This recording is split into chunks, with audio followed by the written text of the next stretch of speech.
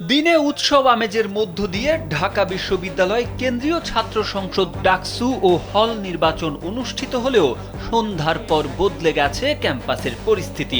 ফলাফল প্রকাশের অনুষ্ঠান ঘিরে ক্যাম্পাসে থমথমে পরিস্থিতি বিরাজ করছে। ঢাকা বিশ্ববিদ্যালয় এলাকার আশেপাশে অর্থাৎ দোয়েল চত্বর, শাহবাগ, নিউ মার্কেট, নীলক্ষেত এলাকায় অবস্থান নিয়েছে বিএনপি, জামাত সহ রাজনৈতিক দলের নেতাকর্মীরা।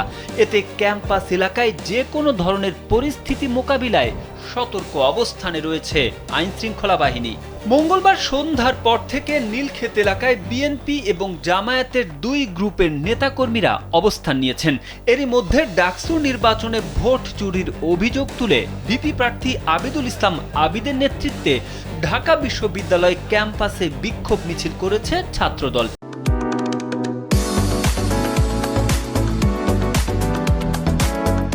ডাকসু নির্বাচনের পর সার্বিক আইন শৃঙ্খলা পরিস্থিতি নিয়ে জানতে চেয়ে যোগাযোগ করা হলে রাত ৮টার দিকে ঢাকা মহানগর পুলিশ ডিএমপির রমনা বিভাগের উপকমিশনার ডিসি মাসুদ আলম বলেন, ফলাফল ঘিরে যে কোনো ধরনের অনাকাঙ্ক্ষিত পরিস্থিতি মোকাবিলায় প্রস্তুত রয়েছে আইন শৃঙ্খলা বাহিনীর সদস্যরা। তিনি বলেন, সন্ধ্যার পর থেকে আইন শৃঙ্খলা বাহিনীর সদস্য বাড়ানো হয়েছে। এছাড়া সন্দেহভাজন যানবাহনে তল্লাশি চালানো হচ্ছে।